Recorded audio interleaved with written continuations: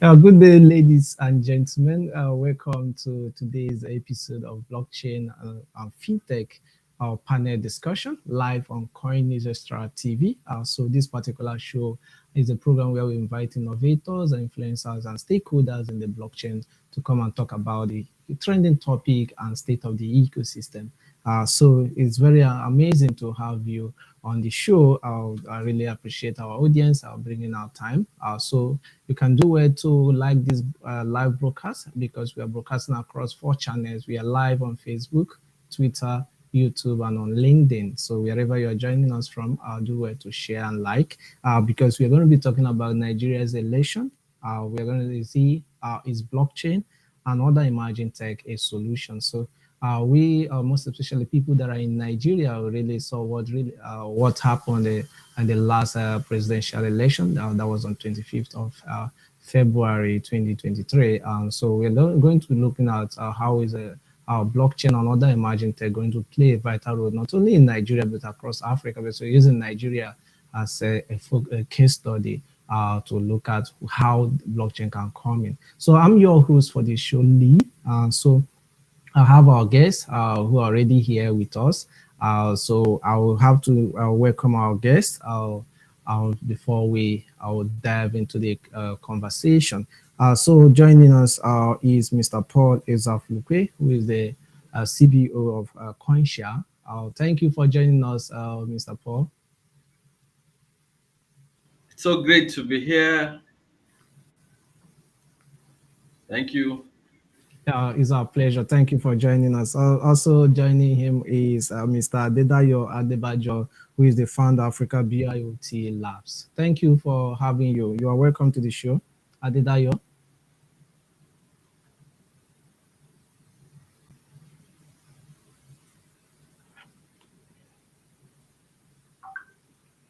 Can you hear me, Mr. Adedayo?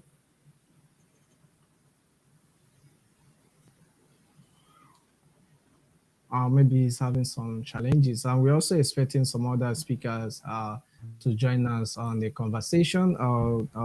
Speakers that we're expecting is Mr. Chuta Chimeze, founder of Blockchain Nigerian User Group. And also we are waiting to have Mr. Jude Ozenebe, who is founder of Cyberchain. They'll be joining us very soon. Maybe they are having 1 or 2 challenges joining for now. So we have to go straight to the conversation that we have for today with the speakers are already seated here while we wait for others. But before we dive into the conversation proper, we're going to go for a short break. When we return, we continue with the conversation. Do not go anywhere. We will be right back.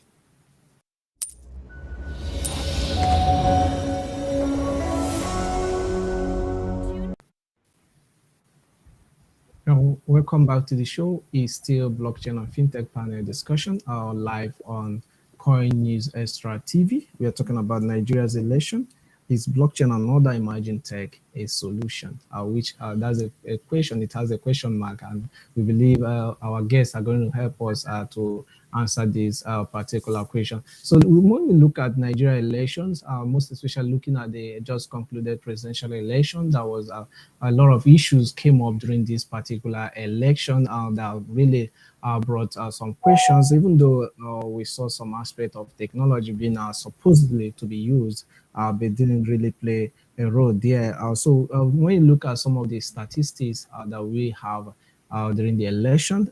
This particular election, we have between age 18 to 39 years, we have about voters that have 45%.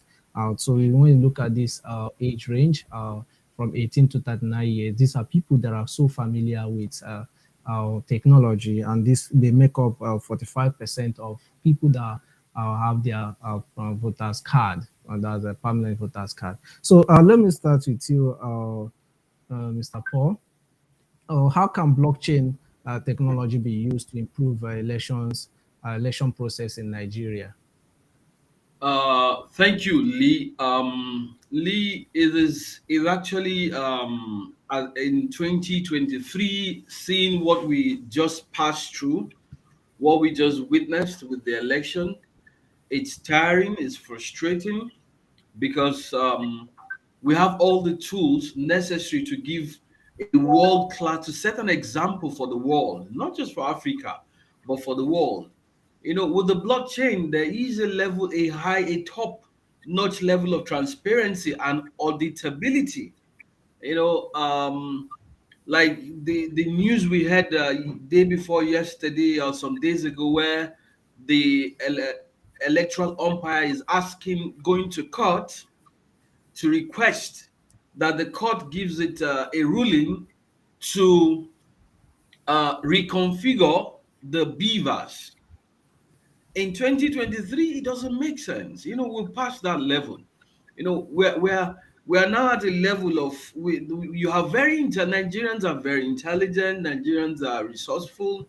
uh, Even in Nigeria, you could build the blockchain solution for elections that will be very transparent, that will be immutable, that everybody can see, like what we have with the beavers, but something top notch, something higher, something cryptographically encrypted that nobody can go to change.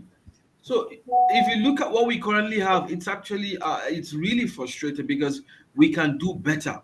We have other technologies that can do better, but for me, because I'm in this industry, I believe strongly that the blockchain is is going to change if we apply it. Of course, there we have human error.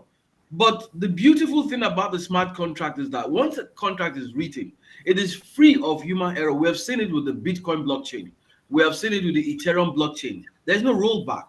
There's no stories.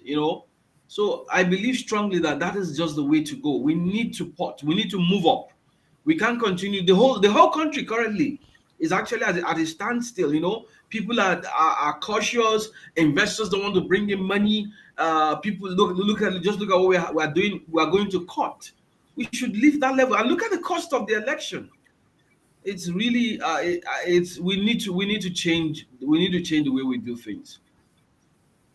Yeah, interesting. Talking about the Nigeria's election, this year's election is the 101 years of Nigeria election. The first election took place in Nigeria because the first election took place that was 1922. That was the first time election took place in Nigeria, and these are 101 years, and we are still struggling with what has been really affected.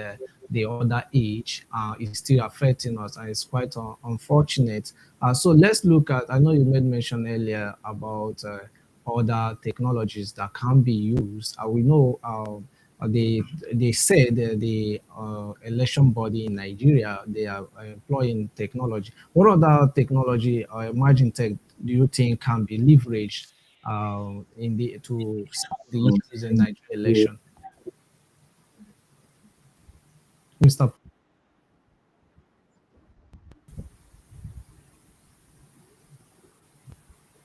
Hello?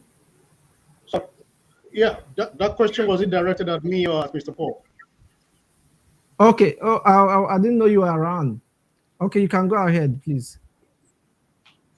Okay, I was just asking to clarify if that question was directed at me or not. All right. Okay, just go ahead, Mr. Adedayo. All right. Thank you. So let's go back. Let's say a couple of years, because currently Nigeria as a nation trying to conduct election using the beavers, and we're still having a lot of issues. Now let's go to what was actually working. A couple of years back, before the advent of blockchain technology, before the advent of at least the strong implementation of the Web2 ecosystem, people were used to Nokia 3310, all those old mobile phones. But then people were still able to gain connectivity. People were still able to do a couple of transactions, even transact between one phone to the other using USSD transactions. And this has also been quite useful in conducting polls. We've added before, people using their USSD transaction to conduct polls on the likes of BB Niger and so on and so on and so forth. But now let's move from there. At least we know that works. Internationally, nationally, between countries, between states, that is something that works. Now we move all the way from there to the Web2 industry, where we can easily deploy, applications, softwares on the centralized databases. And that also works quite well, which means we can also deploy something so strong and so scalable that will be able to cover the entire country when an election is being carried out. That also works quite well. So I'm not really sure what they claim happens to be the issue with the beavers, but that is something I mean, that we can't even write to them about. Now let's move away from there, because for every single generational technology, there is something that is being solved. From moving to USSD to decentralized system, of course, we know the single point of failure, which is always an issue with decentralized systems. Launching an attack to the centralized, focused servers to be able to carry out a couple of unintended activities. Now we have the Web3 industry providing transparency, providing decentralization, providing cryptography as a means of encrypting data, making it so immutable using distributed ledgers. Now we have that as well, which has been in use in the country for several years.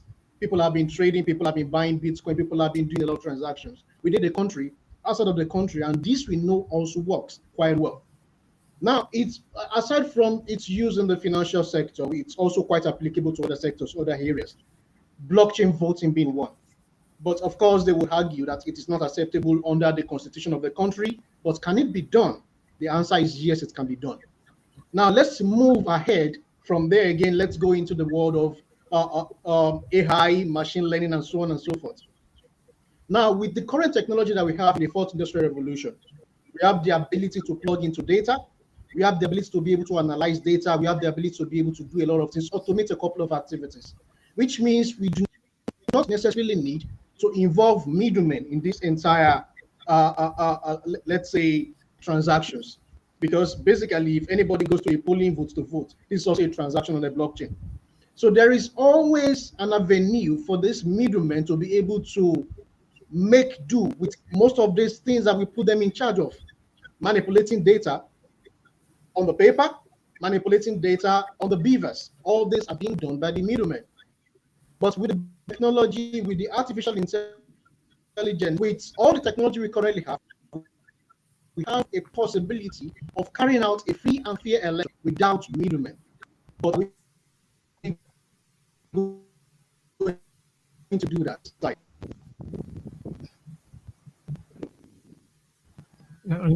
hello, interesting. Can you hear me? I think his network went off. Okay. Let's continue. There's a question I have here. Let's look at voters fraud. There have been cases of voter fraud in Nigerian elections, such as vote buying and ballot boards stuffing. Let's look at, when we are talking about technology, using technology, you can look at the IREV, the beavers. They're all technology bits. Talking about what Adedayo was saying, human factor there. How can we really, is it not possible for us to have a direct electronic mix, maybe that can be powered by blockchain, AI, or any other powerful technology to vote directly electronically? Mr. Paul?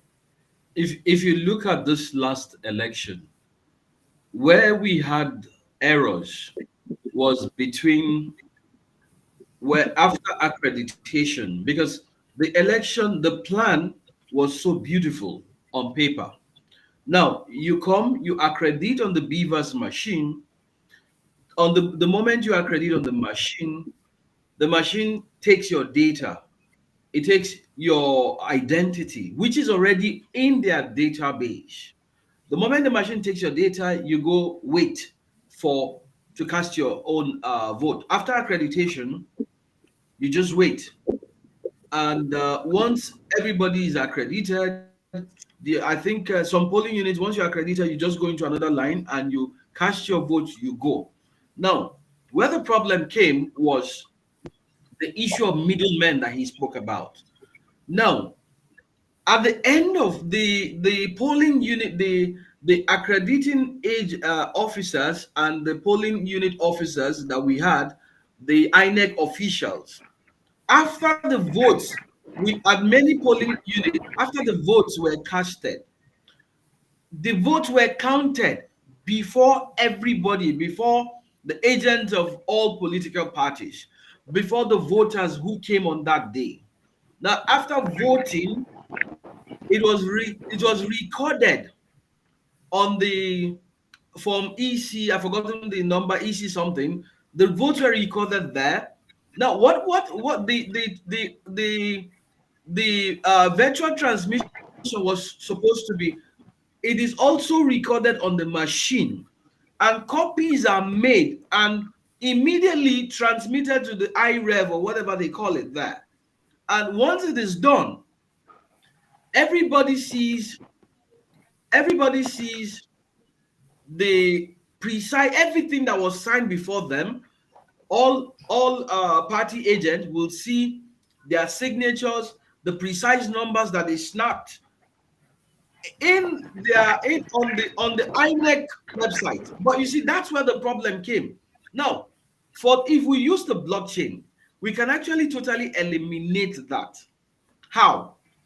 For example, let's say we want to vote on probably the Ethereum blockchain, and we create a layer 2 chain on the Ethereum blockchain, and we mint 201, or let's say if we have registered voters of about 100 million, we mint 100 million tokens.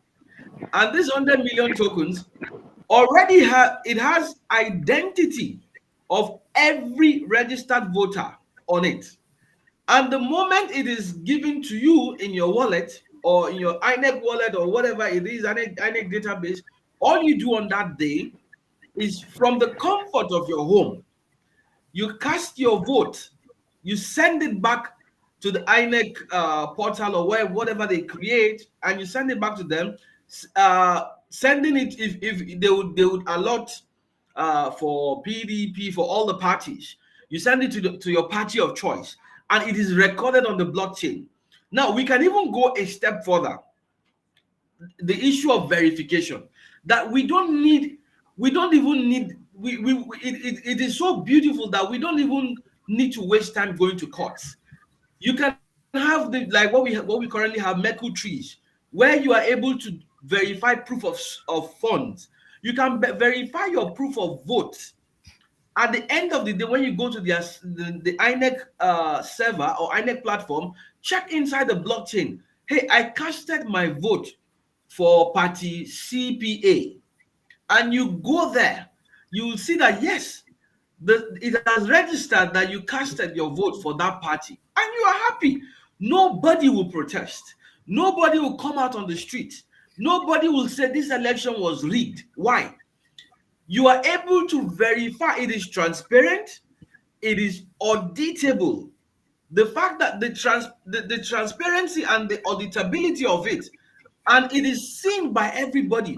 Even the local woman, the local man there in the rural area can go to the blockchain, or probably on an app on her phone, or the son or the daughter could pull in I say, hey, mommy or daddy, you casted your vote for PDP or LP. It is true. Look at your name here. Look at where you casted your vote. So we don't even need, because what is happening with us is that over the years we're spending too much, and I don't think we can afford to keep spending 305 billion naira on elections. It doesn't make sense. Now, like Adedeji has said, or I don't know who said, or is it you, where we have by-elections, probably if you have a rerun, you're going to spend billions of naira there. We don't need all of that. Let's get this technology that is immutable, that already the smart contracts are there. We do test runs. We do it at small level, local government levels. We do it at state levels. As we do probably one state, two states. And after some time, we're able to do it at federal level. And we see everything. It takes away the cost of the whole process, the heavy cost that we incur in Nigeria and Africa. So I believe strongly that human error part, the blockchain can totally eradicate that for us if we stick by the rules of the game. Yeah, interesting. All these things are very, very, from our own point of view, is doable, and also there are some challenges that is associated with some of these. I know it's about having the good ideas, how to go about it with emerging tech, blockchain, and all the rest of them. Let me come back to, I know, Mr. Adedayo, you were saying something before your network cut you short. But I would like, before you proceed with what we were saying before, I would like to get your take on this. Mr. Paul has really said it on how blockchain can really play a role, a major role here. But one of the challenges we saw last year when we were talking about the beavers and IREF are trying to get the approval from the National Assembly and all the rest of them, the regulators, for them to be able to approve some of these things, which is a major challenge. What are some of the other challenges you can, from your own point of view, that face implementations of this emerging tech in our electoral process? Well, on a personal note, I once had an argument with someone, and eventually, when we are talking about technology, it's just like we are forcing a horse to the river, but we can't force the horse to drink. We have the capacity to deploy this technology, but then it's still the people that will design it. It will still the people that will deploy it. It is still the people that will use it. So at every single point where we have, ourselves making determination or making decision on whether to go forward, there is always an avenue to make some modifications, or probably to even rule out the entire idea. Now, constitutionally, it is not allowed to use the blockchain as a means of voting, but then it can be passed into the law. But I've had a conversation with folks in the government seat, not in Nigeria anyway, where we discussed the possibility of using blockchain to carry out voting. And the first question I was asked in this particular country was if at all it is possible to modify the results a little bit in support of a candidate of their choice. Now, I would like to say, because I believe that this is the reasoning of every single person holding a political seat. They would always want the votes to count according to whom they believe should be in the seat. Now, using the blockchain technology, of course, it can be done if you decide to run probably a private blockchain, whereas the sources are not, what's it called, the codes are not open sourced. So people can easily claim they're using a blockchain, but in essence, what they are using again is just a private entity where they have the opportunity of, modifying, manipulating the data, as they have done consistently using the previous means and of course the beavers. But in Nigeria, for example, if you ask me if we are there yet, technologically we are there. In terms of the literacy level, we are there. But in terms of the government, in terms of the legal framework that we're currently operating, and having a lot of minimum people, kind of controlling the direction of the country, I would say we are not there yet. So it's going to take us a long time to eventually get to the point where we are using a decentralized technology that takes the power away from the centralized authorities to be able to use, in carrying out an election that eventually will vote them out of the system. So personally, I don't think politically we are not there yet. Okay, interesting. Politically, we are not there yet, and also seeing what is really happening, we still have a long way to go, because a lot of reforms and all because it's not about these ideas that we are talking having. Yes, they know, but it's about the implementation. My producers are letting me know that Mr. Jude Ozenigwe, founder Salvachain, has really hooked up. You're welcome to the show, Jude, if you can hear me. Thank you so much, Lee, and thanks to my co-speakers in the house. I can see the bosses, Mr. Paul, I can see Mr. Adedayo, wonderful team. These are veterans in the space, so I think I'll just do more of listening. Sorry for joining in late. Traffic held me a bit, then some little internet glitches from 4G to 5G, and all of them are dancing from left to right. But good, I'm able to join now. Thank you. I think this is a wonderful conversation. And as they say on the street, as it is hot, this is the hottest topic in Nigeria and Africa right now. So it's a good thing that Coin News Extra has taken the initiative to have us join in this conversation today. So thank you for having me. Excellent. Thank you very much. I have a question for you. Let me hear Oh, from you, Mr. Jude. One of the challenges is about participation in voters to participate. We call it a voter apathy. And we also have some other challenges when it comes to voters' operations. We saw in the last elections where some particular regions are being threatened and all the rest of them. How can emerging technology be used to increase voter participation and engagement in Nigeria? fantastic. Okay, so let me give you a first-hand experience. During the presidential election, whilst on the queue, of course, there will be conversations with other electorates, which we tried as much as possible to avoid. But during the time of counting of votes, there were some threats when one particular party seemed to be taking the lead, you know, and that threat and what we saw among in many other polling units have made some of the electorate a bit scared to go back to the polls, especially for the gubernatorial that is coming up. However, with emerging tech, where you are right now, if today were to be an election day, whilst this conversation is going on, you can comfortably cast your votes with your device, right? Without facing threats from anybody. That's where we are going to. The fluidity of being able to vote wherever you are without being exposed to threats from any aggrieved person. That is the power of tech. And that's what some of us have been trying to say over the years. Mr. Adedeji is here, and he was the chairman at the book launch we had last year in Abuja, where we launched a book that we tagged or we themed Embracing Nigeria's Digital Economy. In chapter 8 of that book, we looked at election process and blockchain. That brings us home to say that blockchain is one of the emerging tech, right? With blockchain technology, you can vote anonymously anywhere you are on the surface of the earth without anybody threatening you, without your life being at risk. Just imagine somebody trying to snatch a ballot box and a voter now tries to intervene by saying you should not snatch that ballot box. You know the voter's life is already at risk. But with blockchain technology, where is the ballot box that somebody will be able to snatch?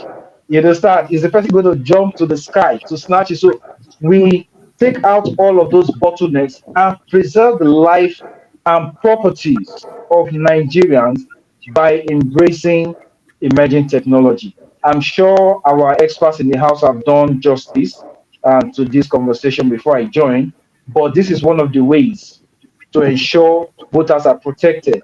Of course, with every new technology comes a need for awareness, right? So we in the tech space need to do more work in terms of voter awareness. Apart from informing the electorate, we also need to inform government because it's one thing to stay outside the camp and complain that government is not doing this and government is not doing that. But what's our contribution to this conversation? How are we engaging government? What you're doing today is one of the ways to engage government and let government know that this is possible. There's a conversation somewhere that, of course, blockchain has not been considered in the electoral process. Yes, but the conversation needs to start. As this conversation start getting more popular, government will begin to, think about it. And as government is considering it, an act will also now have to be passed before it becomes a bill, before it becomes a law. And gradually we'll now see that being adopted as an electoral process. That is milestone achievement. By the time we get to that point, we will now know that we are getting closer home. So that's the way to go. Thank you very much, Mr. Jude, for that wonderful contribution. Thank I'm you. going to look at the aspect of registration, voters' registration. Like the last election, the last presidential election, currently we saw that about 87 million people collected their their PVCs. We know that Nigeria is, we have over 200 million Nigerians. Let me hear from you, Mr. Paul. When it comes to voter registration, we see that voter registration has been a challenge in Nigeria, with reports of voter registration card being sold, duplicated. We see a situation whereby some of them being thrown in the bush, seen in uncompleted buildings and all that. How can technology and emerging tech, blockchain, play a role in that? Oh, beautiful. If you look at me, for example, I'm seated here. From here, I do my transactions to anywhere in the world. Not only that, I'm able to process visas for different countries from just sitting down here. I'm able to do a lot of things that are very valuable to me from just sitting here. Now, if I'm able to do that, why can't I cast my vote by just sitting here? Recently, the CBN has gone totally cashless, even changed our Naira notes and told us to go cashless. If we are going cashless, why can't we go fully virtual, even also uh, in voting? Now, look at the scenario here. If you look at the blockchain, for example, one critical aspect that you will see is that it helps with identity management. Your identity is tied to the blockchain. And because your identity is tied to the blockchain, if, for example, you're told to cast a vote in a particular smart contract, that particular smart contract would only register, it can only take your identity once. Now, concerning voter registration, the reason why we have 87, 80 something million people who have registered, and we have less than total, if you look, we have less than 20 million who came out to vote, is there is a huge administrative burden on Nigeria as a country, on Nigerians as a people. For example, I know people who were not able to, number one, they registered to vote, but because of INEC bottlenecks, they did not get their PVCs.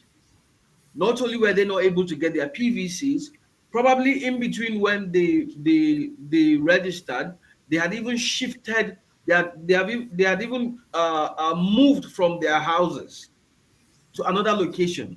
One thing with Nigeria is we're very migratory in nature. Now, because they have migrated, they can't travel back to another state to go and vote. Now, that alone totally nullifies, it doesn't help with the entire electoral system. We should be able to, anywhere you are in the world, so far you are a registered voter, you should be able to cast your vote. And the only way to get that up and running is to use emerging technology like blockchain, as an example. Now, we will keep seeing these things.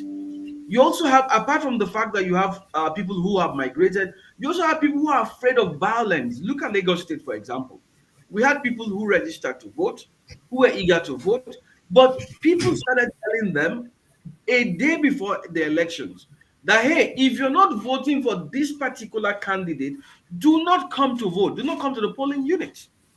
We even saw cases of people who were at the polling units ready to vote, but you had touts who also came out and said, hey, don't come and vote for this particular candidate here. Unless you're voting for this particular candidate, if you're not voting for it, don't cast your vote. Now, imagine me, I'm going out to exercise my civic responsibility as a citizen, and the policeman who is meant to protect me is there, not able to even caution the person who is talking. Why would I want to come and vote? Except I want to be like the lady who was stabbed and came back to vote. Not everybody has that courage. She was stabbed, she went, fixed her, got some stitches, and still came back to vote. Except you want to be like that. No, and not every Nigerian has that courage to to in the face of violence to come to vote. So we have people who, because of the violence that that some people had already muted that they were going to enforce on them, they didn't come out. So, and this is one election that I must say the turnout is incredibly low. It was not expected that the turnout should be this. So the way out of this is to make sure that every Nigerian who has an identity and who is captured on the INEC register, who has a PVC, and don't forget there's a court ruling recently that that is even allowing people with TVCs, two persons with TVCs, and I know that somebody might institute a class action very soon. That if that court would allow people with TVCs to vote, then every Nigerian would all should who has a TVC already captured on the INEC database should be allowed to vote. So by the time we get there, one of the things that I believe that the country INEC should do is INEC has to innovate, be more efficient, use these emerging technologies, find ways to secure the database. The blockchain is very secure. Till date, we have never had a double spend on the Bitcoin network. We have Sorry, never sorry. had on the Ethereum network. What it means in sorry, let me just capture this. What it means in the voting parlance is that no one person has cast his vote twice. So if that technology has that reputation where no single person is able to have a double spend or able to cast one single vote twice with one identity, then I believe that that is the route to go. Thank you.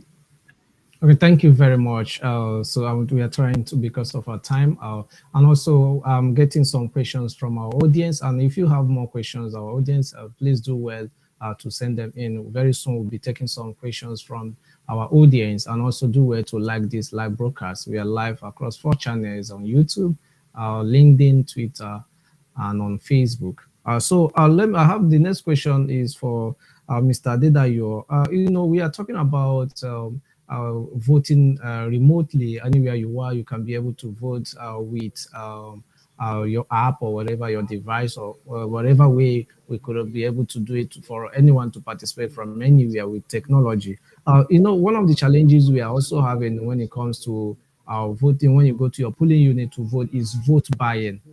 So how do you think, even if we manage to move to voting remotely, Mr. Didayo, how are we going to overcome the vote buying? Because even when you vote remotely, there are going to be people coming to you to buy your votes. How can we overcome that too? All right, quite an interesting question. In the blockchain terminology, we have the term called 51% attack.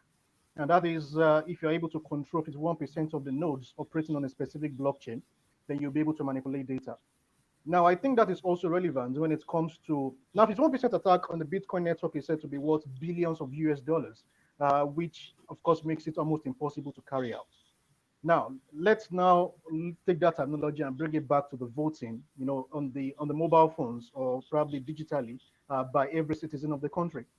Now, for anybody to be able to buy your vote and to be able to know that eventually that the vote they purchased from you was actually casted for the political party of their choice, they need to be with you in real time, is it not? They need to be with you, like, okay, we paid you, now let's see you cast your vote. Now, one of the basic advantages of using digital technology like blockchain technology to conduct voting exercise is that you can actually limit the block height. When I say the block height, I'm talking about the time frame in which your vote actually counts. So as a voter, you can be given a time frame, let's say between 10 a.m. in the morning till 12 noon. This is what's it called, the block height where the vote only counts. So if you are not able to vote within this particular time frame, definitely your vote doesn't count. Now, how much of resources do you think any willing party willing to manipulate data, willing to manipulate the voters, can deploy? We have 200 million population, definitely. And let's say a high percentage of them are also accredited voters. Now, can they deploy, let's say, 1 million people to 1 million households to be able to ensure that the vote they are buying actually counts? Now, Personally, I mean, everybody has been involved in this one way or the other, where you see people willing to buy votes coming to the polling ground, to pay money and to ensure that the votes are actually, being casted for the political party of their choice. Now, this is done in physical form, but on the blockchain, people have the capacity to stay at home wherever they are, wherever they want to, not actually to come to the polling ground before they can vote. So, which means you need to send people to their houses, pay them, stay with them to ensure that they actually vote for the political party of your choice, which is not possible. But this can be done in physical form on the polling ground, which is also one of the reasons I believe a lot of the political, gurus are going against digital voting, where people can stay at home to vote, because then they will not be able to control them.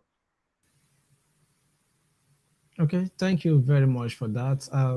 What I'm also trying to add there is, don't you think, even though you are not there to see if they cast the votes to the person that paid them or gave them money to vote to their own candidate, won't it also affect the decision making for the voters too? That's what I want to ask there. Even though some people may, there are other ways you can also threaten them. Some can fall, if not many, to some of those threats that even though you don't, I don't want to go that area, but this what I'm trying to arrive at. Okay. So there is always going to be an avenue for people to be threatened, definitely. But then the avenue reduces when we go digital. But it increases when people are seen in physical form. They come into the voting to the voting ground to cast their votes. Now, people's life are always at risk under such kind of scenario. But using a blockchain technology, it's actually possible for you to vote anonymously, because on the blockchain you can either be identified as alphanumerics, basically a blockchain wallet, in which can carry your identity, probably as an NFT, which can be the tokenized version for the PVCs. But then it will take a huge amount of resources for the buyer to go through the database of the voters to identify those who fail to vote for him or her. So we're talking about resources for paying, allocated resources for paying or for buying the votes, also allocated resources for ensuring that these people actually vote for them. Now it's almost kind of a negligible, to say that this is actually doable. But if you ask me, I mean, I'm willing to pay for people to vote for me, but do I also have the resources to ensure that they actually cast those Sorry, votes? Mr. Adedayo. Let me cut you short there. My producers are letting me know that we're going to go for a short Oh, break. So very soon we'll go for a very short break. When we return, we are going to look at some of the questions I have from the audience. So if you have questions, please drop them at the comment section. We'll be able to get it any platform you are watching from. So we'll go for a short break. When we return, we'll take some questions from the audience. Please do not go anywhere. We'll be right back.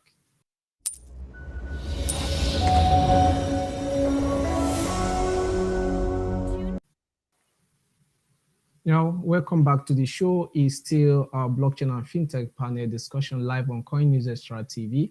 So we are talking about Nigeria's election. Is blockchain and other emerging tech a solution? So I have with us having this conversation, Mr. Paul Izaflukwe, CBO Coinsha. We have with us also Mr. Dedayo Adebajo, who is the founder of African B IoT Labs, and also Mr. Jude Ozenebe, who is the founder of Cyberchain. Also, Mr. Chuta, we are still waiting for him to join us. Mr. Chuta Chimeze, founder of Blockchain Nigerian User Group. So right now, I'm going to be able to take questions from some of the questions I have from our audience here. I have from Ken Chuku. I said, can we move Beavers rerun on blockchain? I guess because if not, they are right. They are rigging it to please help. I guess what this person is trying to ask is, can Beavers run on the blockchain network? Seeing that we don't even know how transparent it is when it is not on the blockchain network. Can you take that, Mr. Paul? It's open. Anyone can take it, Mr. Paul. Okay, the blockchain is simply an encrypted database.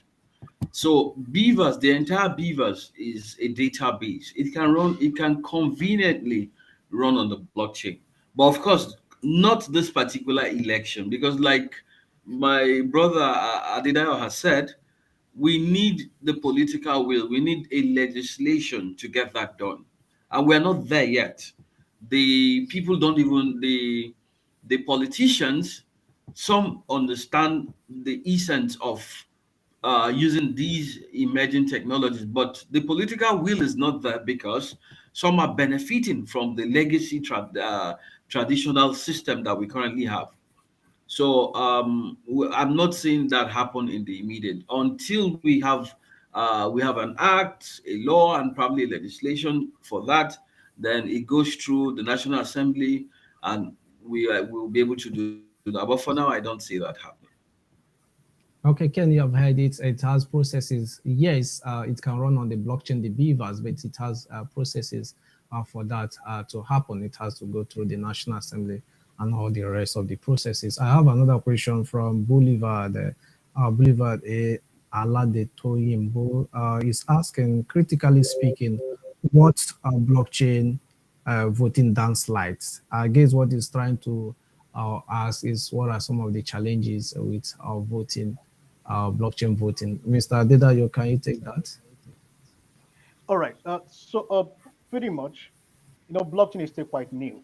And even aside from that, a lot of applications are having issues when it comes to the user experience, the user interface itself. But even aside from that, we can also talk about the internet accessibility.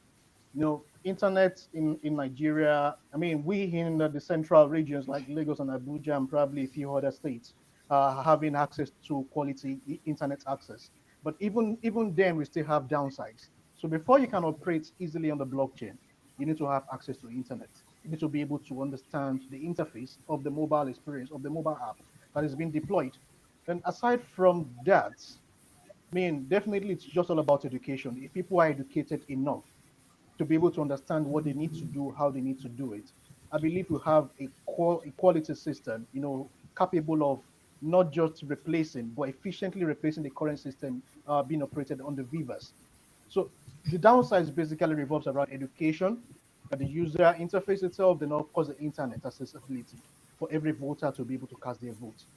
Because without that, people would definitely argue for the fact that people can go to the voting ground and cast their vote easily without internet access. But with the blockchain, they need internet accessibility. Okay, thank you very much for that. You can hear it. One of the downslides is Boulevard, is education, user interface, and internet. That internet is very, very important because when you talk about, look at some of the rural areas, if you want to do that, it's going to be a big challenge. So the government need to first of all solve these challenges before even looking at Uh, that I direction. want to, Lee, can I add something to what No, Adik please Dayo go has ahead. said? Please go ahead Um, briefly.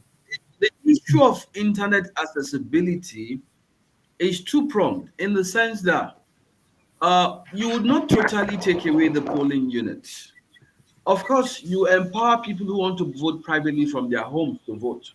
But like what we had the last election, where we had the machines, the Beavers machine, if it's on the blockchain and you know that you don't have access to the internet, you're in the rural area, your polling unit is still existing. You go to the machine and vote on the machine. It must not be that we are talking about having it on the blockchain. It's not totally, we're not eradicating the polling units. The polling unit will still exist. So on that same machine, you go there, cast your vote on that machine. So you don't need to own a phone. You don't need to own an internet to be able to cast your vote. All you need is that you have an identity. And that identity is in the INEC register, is in the INEC database. So you just go there and you go to the polling unit, you cast your vote there, and you are you with your number. Because I see a question, and somebody asks, how best can we do in uh sorry, Yield operators. yeah, no, not that one. Let me. Someone said the idea of using blockchain technology for the election is great, but the transparency of the vote casting might create enmity among the citizens. I think voting should be done anonymously. Beautiful. I'm trying to tie this question to what we're just talking about. We all know, as people, practitioners in this industry, that if I send you USDT now and it comes into your wallet, you don't even know where I'm sending it from. There is no name attached to it. My wallet is just alphanumerics. So it is actually fully anonymous. You only know that it's me that sent it because we have a transaction. We're talking that we had a transaction before I sent it to you. But perhaps somebody, you send it to a central server.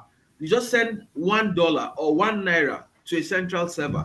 At the moment it goes there, it captures the identity from their back end. Nobody knows that it is Mr. Paul or Paul that sent that money, that casted that vote. So the blockchain already has that embedded in it.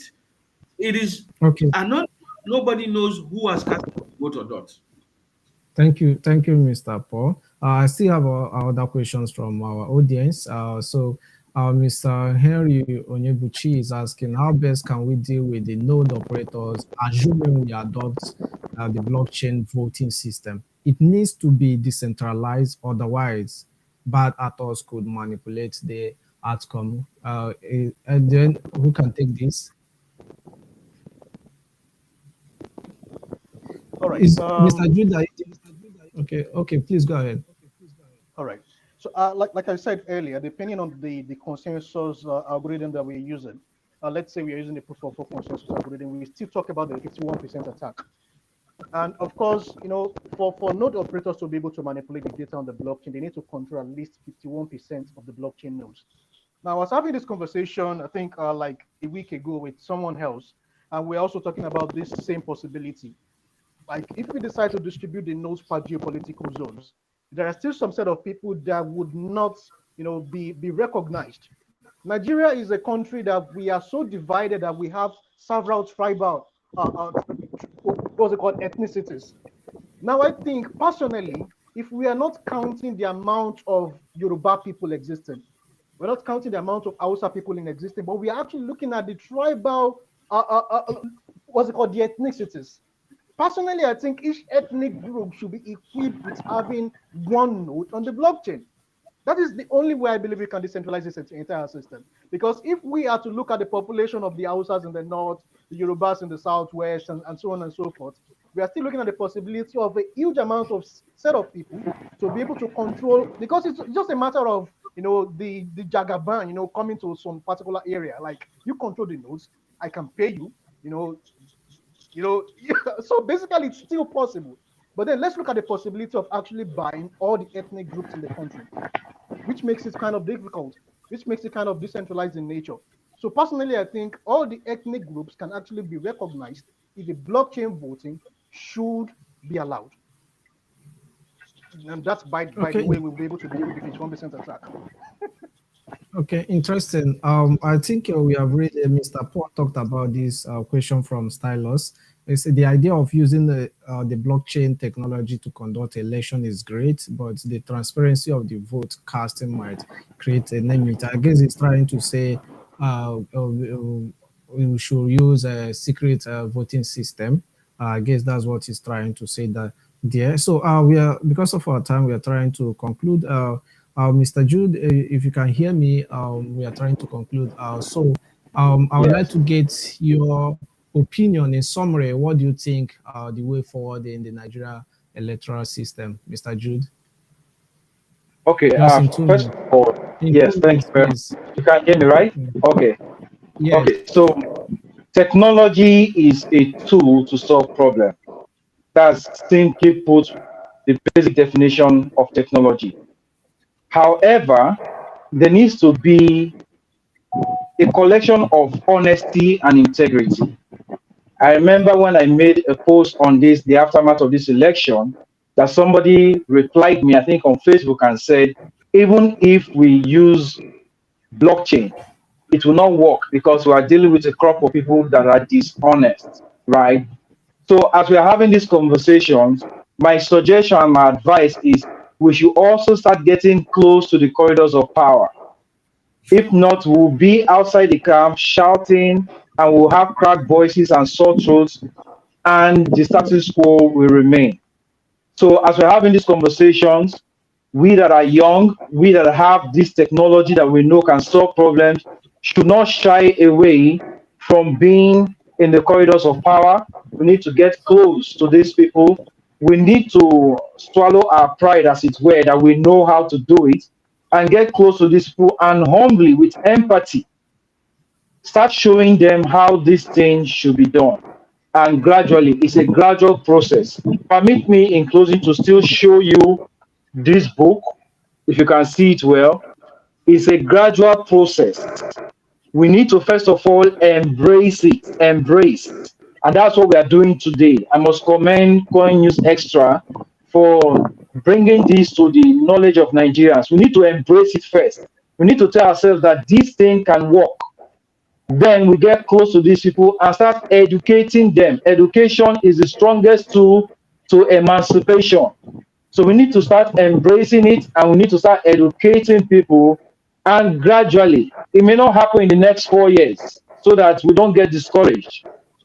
We need to start letting them know that it's possible. Gradually, you change one dot, you change one word, you change one line, you change one sentence, you change one paragraph, you change one page before you can change one book. So the Electoral Act will not accept blockchain today because they don't understand it. We need to get them to understand it, and gradually we'll get there. Thank you very much, guys. Thank you. Thank you very much, Mr. Jude Ozenegbe. I'll tell Mr. Paul, I would like to get your own in summary. How do you see the future for us in Nigeria, our electoral Uh, system? if you look at this scenario, you understand why we need to quickly, as a matter of urgency, embrace emerging technology in our electoral system. The scenario is the scenario of the cashless policy. The cashless policy was supposed to have taken off, I think, since 2000 uh, 2003 or thereabout. Now, we have a big problem in Nigeria, especially in Africa. We have people, tons of millions of people who don't have identity, and they are roaming around and they have plenty cash with them. It doesn't happen in civilized nations. Now, the cashless policy brought about what we see, before the cashless policy, we now started seeing people who will come, carry another person, and demand for 500 million, and they are paid. Now, the moment we started, the CBN withdrew trillions of naira from circulation, all of a sudden, the business was no longer viable. Why? Technology as an enabler. Technology as an enabler. So, one of the things that we need to quickly embrace is we need to embrace a technology that will help us, that will enable us, put efficiency in the voting process. The moment we do that, you will see immediately thuggery will go, because it is no longer viable. You will not see anybody you won't see victims at the polling units. Apart from thuggery, you will not even be able to spend your money, because I won't come to the polling unit to vote, except rural areas or areas. So all of this, the moment we imbibe this technology, it will reduce drastically some of the experiences we currently have, like what we saw with the cashless policy. Thank you. Thank you very much, Mr. Paul Ezafloke, for that. Let me hear from you, Adedayo. How do you see the future of the Nigerian voting system, the electoral system? Well, I think personally, it's mostly about fear. I mean, we asked for crypto to be adopted within the country. We're given CBDC, which is even to further empower, the government to have total control on the financial sectors. Now, if we are clamoring for the use of blockchain technology as a means of voting as well, we might just be given, a private blockchain infrastructure, which still allows, the INEC or the other authorities to have absolute control on the voting system without having much transparency, for the people who are actually voting. Now, but we can actually, do without all this if we have the right person elected into the office. Just like Mr. Jude said earlier, we need to get involved.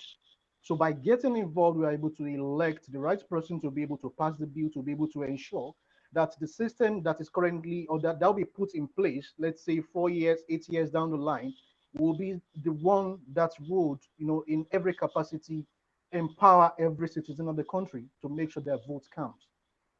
It's just a matter of fear, and it's just a matter of employing, every single or required human entity to be able to make the right decision, because it's still the technology, and technology can easily be one-sided or can easily be made in a way that will serve everybody. Thank you very much, Adedayo Adebajo, for that wonderful contribution. So I really appreciate. Just these are major stakeholders in the ecosystem in Africa, so we've been able to hear from them. But I'll give 1 minute for us to hear, maybe hear about how you are making impacts in the ecosystem. 1 minute for everyone to just tell us how they are making impact in the blockchain ecosystem. Let me start with you, Adedayo, just in 1 minute, please. Yes. So personally, I'm managing a team of developers and business-minded personnel across some countries in Africa. And at Biot Labs, what we do is something like this: capacity building. We deploy solutions. We also enable government, or let me say, we educate government on how to deploy these solutions, including regulatory framework across African regions. And this we have been doing for the past couple of years. Thank you very much, Mr. Paul. Can I hear from you, please? Thank you so much. I'm currently the Chief Business Officer of CoinShare. CoinShare is an exchange, a startup exchange, and we are building for the African and Asian market. And also the Chief Operating Officer of Gorilla Hub. Gorilla Hub is an East African startup. What we're trying to do there is to incubate startups. We just got some seed funding, and it's quite an interesting one, where we take startups in the blockchain ecosystem from cradle to a certain level where they're able to access funding. But most importantly, developing businesses is what I do across the ecosystem. Thank you. Thank you very much. Mr. Jude, let me hear from you.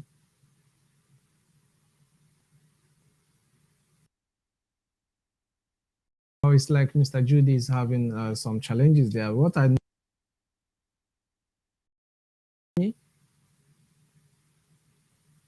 Mr. Jude, can you hear me? Okay, just in summary, Mr. Jude Ozunibe is the founder of Cyberchain. So he has been organizing some conferences, educating people around blockchain and cryptocurrencies. So thank you very much. I really appreciate our audience who took our time to join us today. So if you still have more questions, do well to drop them on the comment section. We'll be able to get across to you with the answers to those questions. And also do well to follow Coin News Extra across our social media at CoinNewsExtraTV to be able to stay up to date with all the latest happenings in the world of blockchain and cryptocurrency in Africa and the rest of the world. And also do well to join us in less than an hour's time. That's 4 p.m. West African time for Week in View, a program where we get all the whole headlines, major headlines in the world of blockchain, fintech, and crypto. Thank you very much. I really appreciate. Thank you very much, our guests. Thank you, Jude, for joining us on the show. Yeah, thank you, Mr. Paul, for joining us. Thank you. Pleasure to be Thank here. you, Mr. Adedayo, for joining us. Thank you for having me. Okay, thank you, guys. Really. Thank you. Thank you, guys. Bye-bye.